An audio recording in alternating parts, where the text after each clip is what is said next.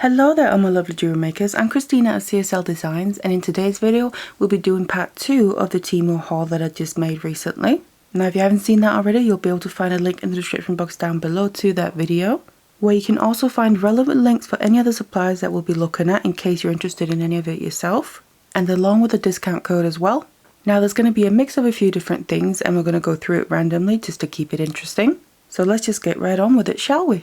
So I think we're going to start out with some beads, because you can never have enough beads, can you? So there's a few different ones, but firstly we'll have a look at these nice bright colourful ones. Let's just release them first.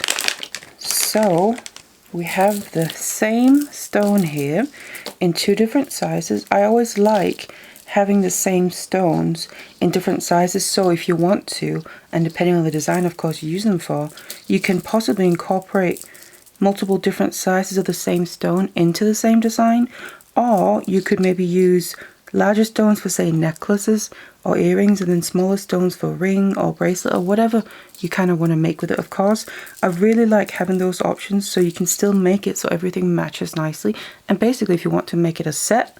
So that's what these look like here.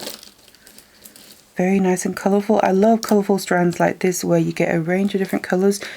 But you can then either choose to just pick out certain beads to use for whatever project you want them for, or literally use them as they are because they all go together nicely. So I really like colourful strands like this for those reasons especially. And then just because I just love colour in general, and you can never really have enough of it, I think. So what we have is first of all a 6mm here. Those are the smaller ones.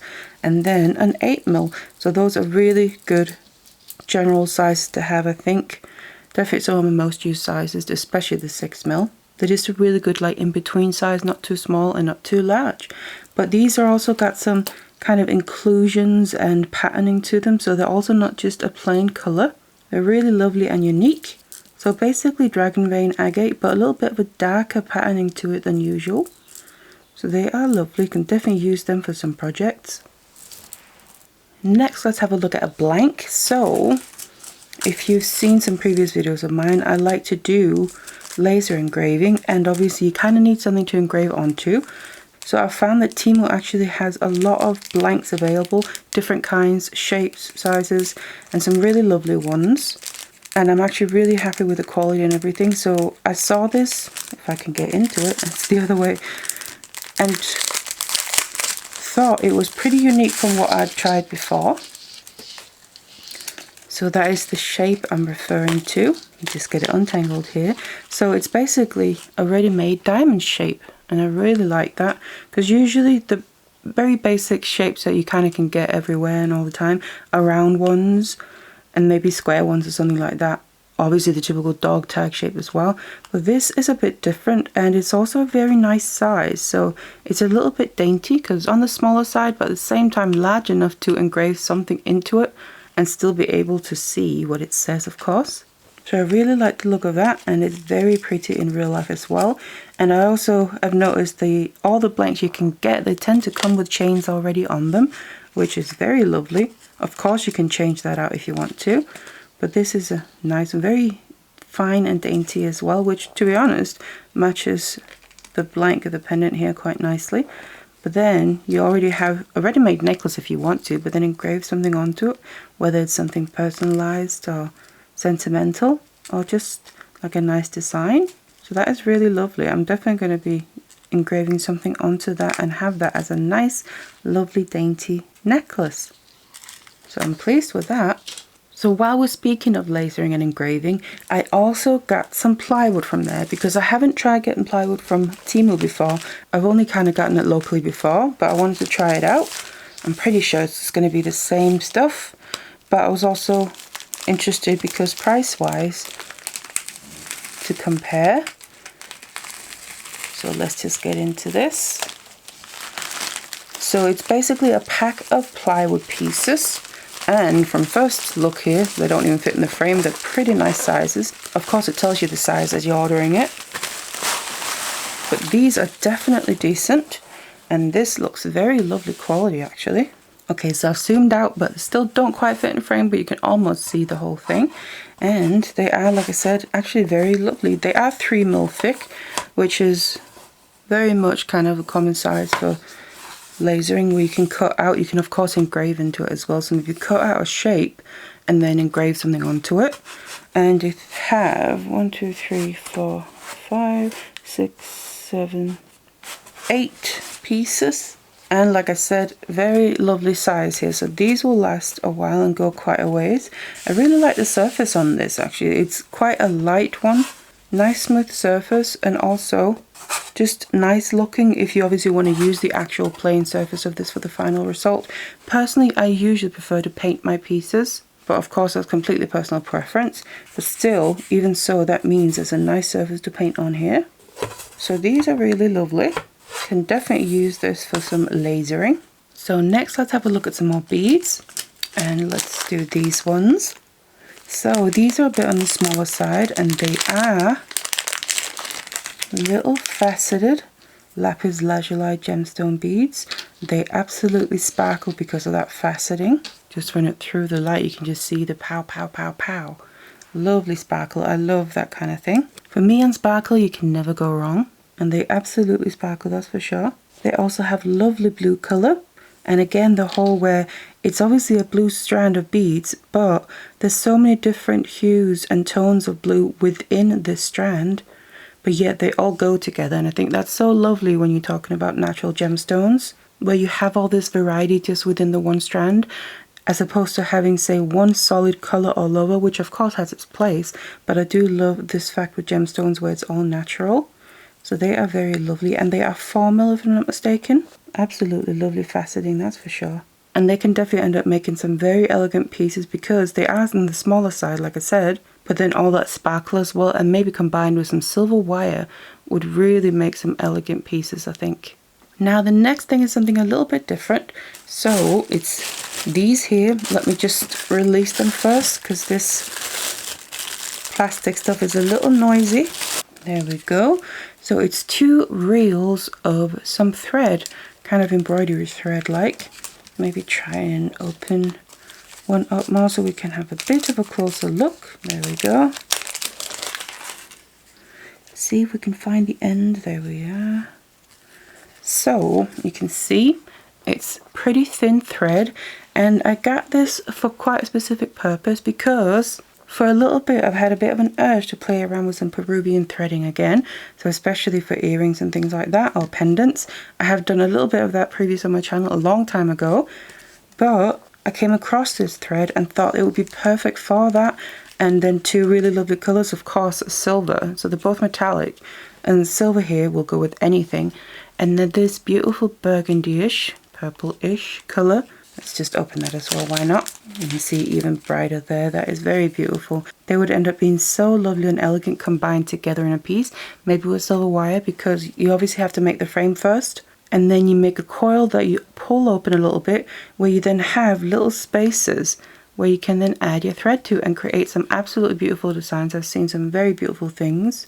So I definitely want to play around with that a little bit more, and that's what the purpose of this thread is. And I just thought these 2 colors were perfect together. Now speaking of wire, I'm pretty sure that is what's inside of these here.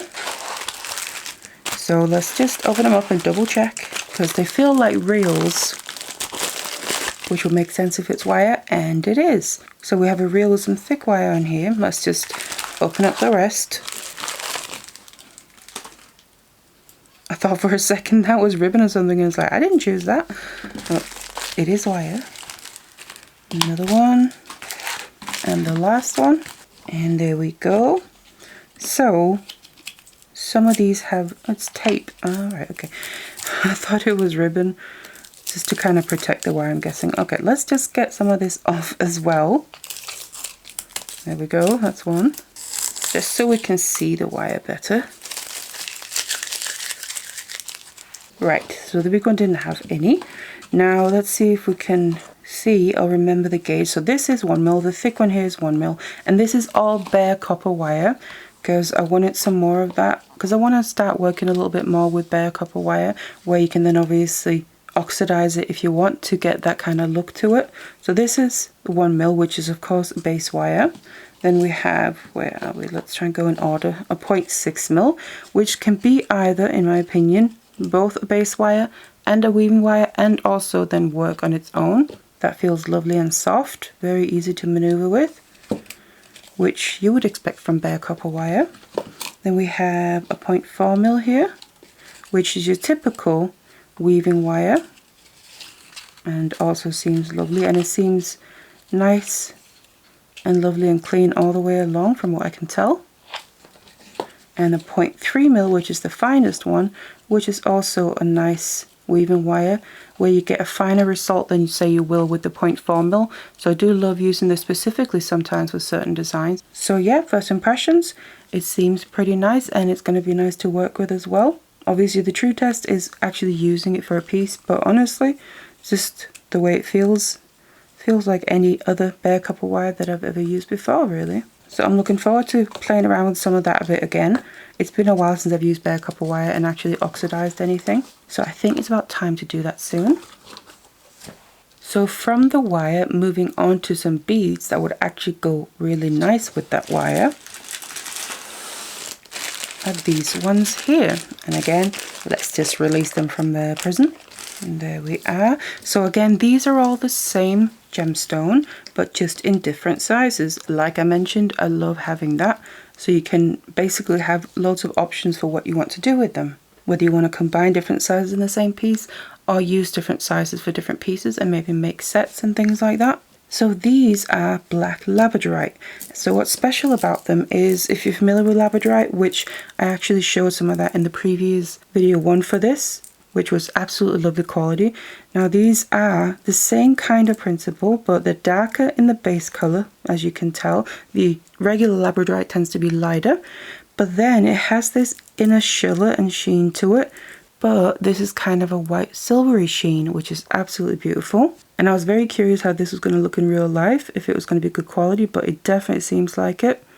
You can just see as you move in the light that inner glow and shimmering and shimmer and all that just coming through. Very lovely.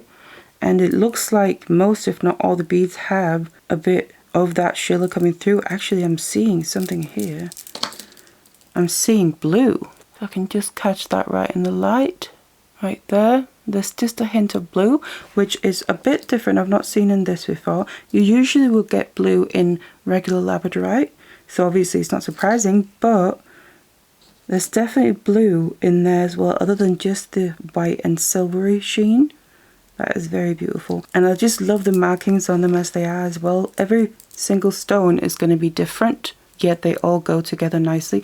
And because these are such basic colors like grey and black, these will go so well with pretty much anything else that you would combine them with. So they are the 8mm, then we have 6mm, and then we have 4mm. Basically my 3 favorite sizes. Probably 3mm is also up there, but these are definitely some of my favorite sizes that I use by far the most, and they are very lovely. I'm very impressed with them. Even the smallest beads have got that beautiful shimmer coming from the inside. As you just move them in the light, they're very lovely. Very impressed with them. They will definitely be used for some projects. Now moving on to another blank, and this is one that you might have seen before because I've got these in some previous videos. And I just had to get another one because I really, really love this blank. So again, it's to engrave onto with laser, but this is a little book, which is absolutely cute as heck as a little pendant, but it actually opens up. See if I can get my nail in there. I have pretty sharp nails, but it has a little kind of lock here that you just open up like that, like a little hinge, and you can literally open it up as a little book, because the back, all the way along the back of the book there is a little hinges as well, and it actually has pages inside of it. How freaking adorable is this? I just love this blank so much. So there's 1, 2, and a third page, and then obviously the back of the book as well.